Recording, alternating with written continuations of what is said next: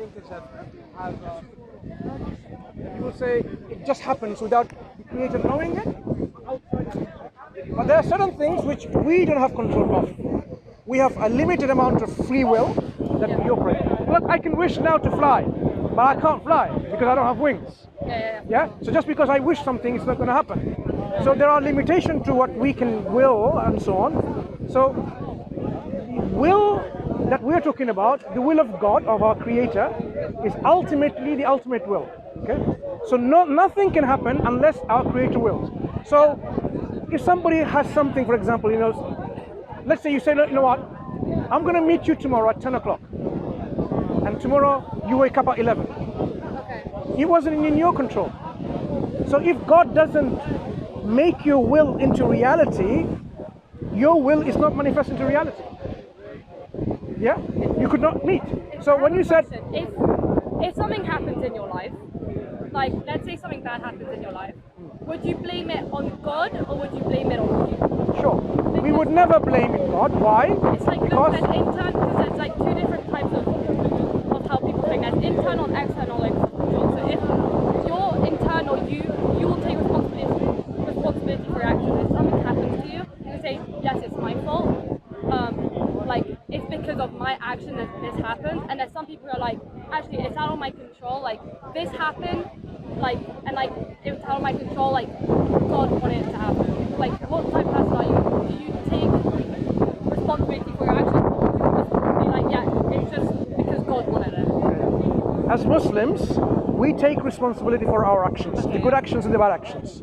We don't ever, and we should never blame God, because certain things can happen with the will of God as a test. Yeah. So God tells us clearly, like, do you think He created you and He was going to leave you like this without testing you? Yeah. He will test you, see whether you are in good in actions or not, because He created you for a reason. That's what I was getting at. Yeah. And that reason is to worship, to glorify, to thank, to praise, show gratitude to God. Because in that depends on our future abode, whether it's going to be a life of eternal happiness and joy and tranquility, or it's going to be a life of misery and suffering, pain and sorrow and so forth. We can make the destination based on our belief and our actions. So God, often in our life, He wants to make us develop and progress in this journey of ours, and He will test us and see whether you are patient and whether you're grateful and thankful or not. Okay? So constantly there will be either from a loss of life, of wealth, of crops, certain things here and there. God says in the Quran, it's just to test certain people. Aren't certain people, as you are alluding to, they just say, I can't take it anymore. Why is my son dead? And the doctors couldn't save him, and they disbelieve in the Creator. So that shows their faith that they're supposed to have had on solid foundation was so weak. They are not even grateful that God gave them all of this and He can take life like He gave life. God is the one who's given us life and He will be able to take it. So why are we then saying, oh, God's taken the life? It wasn't in ours to begin with. To give an example, suppose I died as a child, would you think my parents would have the ability and the power to give me life again? No. So they did not have the ability to give me life in the first place then. Because if they did, they can give me life again and again every time I die. So the life itself is not something that our parents give. It's not something Mother Nature gave. God, our Creator, Originator, gave us life. And He made us not to live forever in this life. Do you think anyone lives forever? Animals? So there's a program. I'm sure you know about that. There's a program in our cells in which we're supposed to die. So apoptosis, programmed cell death. Yeah. Otherwise there'd be people living till they're 500. Yeah. So people trying all their best to not to age and to live forever and ever. There's a whole science to do that. They try to preserve their body by cryogenics and so on and so forth. But still, they're not being successful. So the death was there for a reason. So that within this lifespan, we can fulfill our purpose in life. So when I talked about the Creator, the Originator, we are sure, you're positive, definitely there is a Creator, there is an Originator, right? And the Originator must have created us for a reason. So if that reason is to worship our Creator, how are we going to worship Him? How are we going to be grateful to Him? Imagine you love someone so dearly and you want to thank them and express your love to them. And are you going to, how are you going to do that? How are you going to do that? Well, some people in religion, they pray, some people go to church, some people go to mosque. There's different ways people do it, different religions do it in different ways. But I also think that, for example, a lot of people, for example, I'll take Christianity for a second because I'm Christian. A lot of people, for example, Christians will go to church on Sundays, but if a Christian doesn't go to church on a Sunday, people will be like, oh, you don't worship your God, are you a true Christian, blah, blah. But I think actually in every single religion, like, you don't specifically have to go to a church or a mosque or whatever to worship your God. I think I'm going to, my boots that I have, football boots, that I have played every single match and I've won, so precious and so dear to me. I know it's smelly, I know it's filthy, I know it's now, you know, different parts around here and there, it's breaking apart. I'm going to give this to my dearest person, but you know your dearest person doesn't like football. Every time you put a telly on, oh, now look at this, I have to bear this. Doesn't appreciate football, but you do. And he said, there you go, opens up the present and it's a football. They might understand that what you're coming from, but if you think about her perspective, you'd say, you haven't made the right choice. Why? You should have asked, or you should have even inquired, what does she like? And appreciate. So when we talk about worshiping God, thanking God, glorifying God, we need to be sure what God accepts. Imagine some people, it's so disgusting example, so I apologize from the very outset. Channel 4 aired this many years ago, maybe a decade ago, I still remember it vividly. There are some gurus in a Hindu tradition, they were baking their own feces and eating it as an expression of love to God. Do you think, in a reasonable mind, that God appreciates people baking their own feces and eating? How will you know what God appreciates and what God doesn't appreciate? Good, very good question. That means we need to know, right? We can't not. But you will never know. Yeah. We can only know if God tells us what He appreciates. But God cannot tell you because He's up there. Let's discuss this matter. Would God not communicate to His creation what He wants from us, why He created us? Would that not be expected of God to do? Or do you think God would leave people in confusion, where people make their own destiny into, okay, I think God wants me to just smoke a cigar and be happy and that's it. And some people say, no, God wants me to enjoy my life, go around girls and boys and drugs and rock and roll, kill, doesn't matter as long as it makes me happy. Who cares about consent? Who cares about harm? It makes me happy. That's the way I'm going to express my love to God. So God, we know, is not going to leave us in this confusion. A God who is all-wise, who's given us knowledge and wisdom in our lives, it makes sense that God would communicate to us in terms of what is expected of us. And we say, this is the form of communication God, our originator, throughout times, over history, different places, has communicated to the people by appointing a spokesperson. They're called prophets and messengers or warners, telling them to convey to the people, this is your purpose in life, this is who I am, and this is what is expected of you. If you do this, this is the consequence. If you do that, that is the consequence. You would say, that makes sense and that is fair. Because someone tells you, imagine now, standing here, police comes and arrests us and say, you know what? We have to put you to a prison, maximum security prison, minimum 12 years. And you say, for what? Because you're speaking here in public. You will be questioning, since when was there a crime? I didn't know. I had no news, nothing, no one told me. I haven't heard anything from anywhere. No police ever told me. You would be questioning, you would say, that's not fair, putting me in prison just like that. Because any punishment to come, you need to have a pre-warning about it, like, okay, this is what the punishment is going to be for that crime. That's a fair thing to do. So God, to punish us for not doing something or doing something, it would not seem to be fair unless we know exactly what is required of us. Okay. Do you follow so far?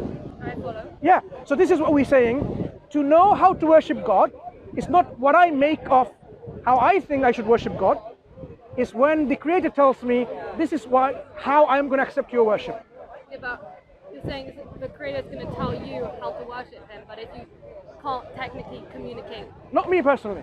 The Okay. Creator will, I'm saying. and as He has sent or raised, appointed human beings to be prophets and messengers, and each of them, they had their evidences as to how God has made them a prophet and a messenger. Because anyone can come along. Imagine someone comes along and says, I am a prophet of God, and he tells me to give your earrings and your money and your phone and your businesses and your house keys and everything. You're going to do that? You're going to say, how are you a prophet of God? What evidence have you got? So we expect something as a matter of evidence or proof from those spokespersons who claim to be prophets of God. When they establish that I am a prophet of God, and you can see there's no reason to disbelieve in me because of the evidence I brought for you, you would then say, now I'm confident to accept what you say, because I now trust you to be a prophet and a messenger of God. When you go to a doctor, you go in trust already, because there's no reason to distrust that he's a... But if you already know there's some fishy thing going on about this surgeon, and you hear from other people that this man or woman didn't even go to a medical school, didn't get a degree, never went and passed his exams, all fake, you will be very suspicious. You would not trust that person, isn't it? So a prophet and messenger is examined like that, their life, their character, and then you say, I now affirm and I accept you are a prophet of God. So if you bring the Quran, and this is an evidence from God that this is His revelation or communication, then I know I can trust this book. And if God says, worship me and don't worship idols, don't worship trees or stars or moons or planets or anything in the creation. Everything that's written in this book, though? Okay, very good question. If this book is evidently demonstrated, evidently how demonstrated. can you be so sure that all of this is true? Very good question. And this is exactly the nature of the Quran demonstrating itself to be true. Because some of this might be a lie, and like during like centuries things may change and people might start taking away things. How do you know that this is actually like facts, you know? Yeah, this is a very good point. So let's talk about firstly, how do we know it's changed or not changed, right?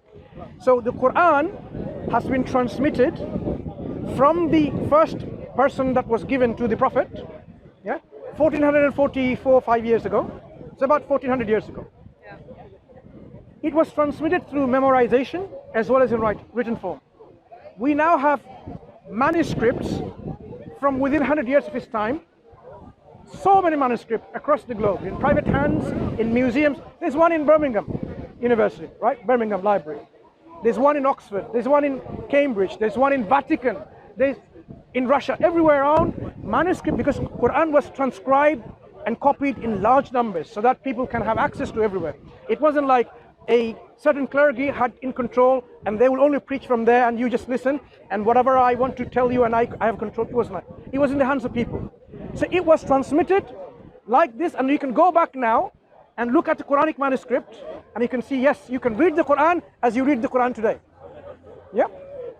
Do you believe everything written inside? That's the point I was going to answer. Yes, I do. But how I do that is the mechanism I'm going to share with you. And you follow everything in this book? I try all the best.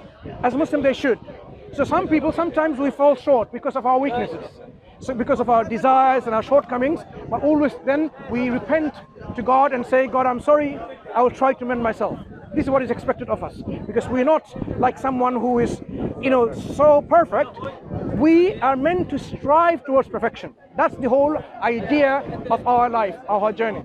That you try to strive towards perfection, and in doing so, if you fall short, but you admit and confess that you have done something wrong and immediately turn to God, He will say He accepts your repentance because He knows your weaknesses. So the transmission was through memorization as well. So if I were to now tell you that any chapter of the Quran, if I were to read it to you in the Arabic language as this Quran is, and if I make a mistake, you'll find so many people correcting my mistakes. You can go to any mosques, when they read the Quran in their prayers, they 5 times a prayer Muslims pray. The morning prayer, Fajr, Maghrib and Isha, the 3 prayers, they read it aloud, the Quran. If the Imam who's leading the prayer makes some mistakes, so many people from the row, back and so on, even a young child, will correct that mistakes. That's how the Quran is being protected, because Quran has been memorized. Do you know how many hundreds and thousands, if not millions of people have memorized the Quran? word for word, letter for letter, and they don't even speak Arabic. Millions of people, yeah? So at any one time, if you go to Muslim countries, there are special memorization school where they memorize, yeah? So I can bring someone who is a 7-year-old and they memorize the whole book. I can't do it now, it's so difficult for me. I tried, right? I'm trying, make supplication for me, but I'm saying you can bring a 7-year-old who memorized the whole Quran.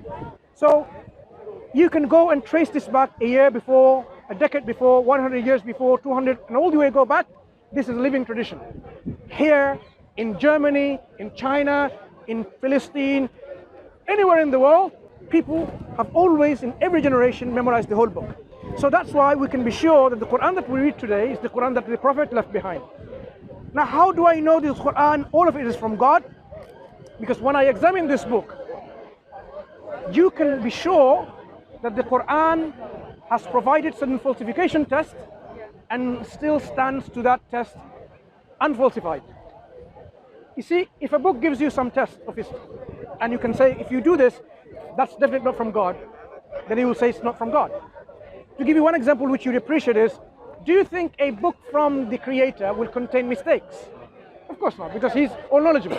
The Quran says so. If that book, this book, the Quran, was from other than God, you will find many discrepancies, many inconsistencies. Well, you have a criteria. If this book has shown some mistakes, discrepancies, contradictions, you will say, I'm sorry, this book is not from God. One criteria of falsification test. Another criteria, the Quran says, if you think this book is not from God, what you have to do is simply produce a chapter like him to it. If you can't do it, go and ask for help from your supporters, your people who can. And this is where the challenge is. Look here.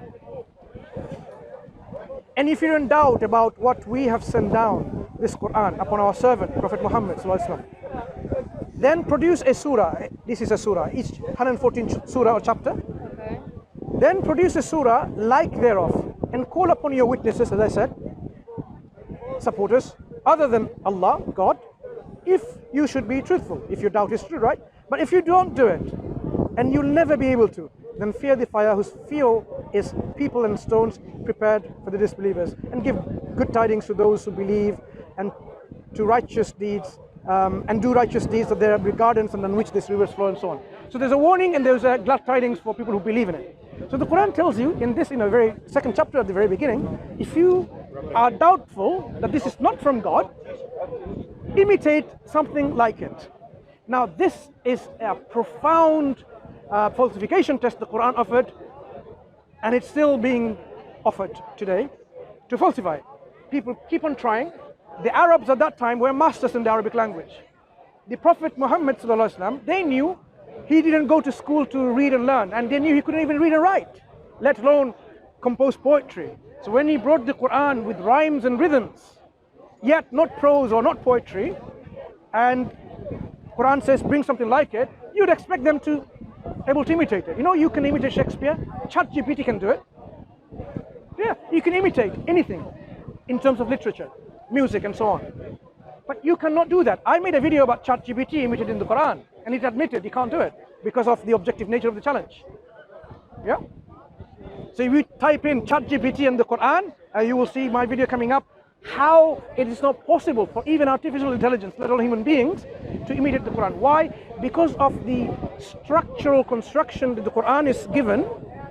The speech, where you can imagine the speech of the Creator, he made it in such a construction that no one can imitate it. It's difficult to appreciate because literature may not be your forte, but if I were to give an analogy, maybe it can help to understand. You see these kind of building and structures that you see, right? If you are an architect, you are one of the best architects, a good professional civil engineer, architectural engineer, you're the best in town. And somebody says, you can't make a building like mine, you can't make a bridge like mine, and so on. You'd say, why not? What is so difficult about it? Because you should be able to make it. But what if they show you, this is how my building is? It's made of bricks and stones, but each one of the bricks is floating in space and not touching with the other bricks. Imagine the whole structure is like that. Every stone is actually floating with other bricks on left, right, up, down, nothing touching. You can take the brick in and out like that. It's holding the whole structure.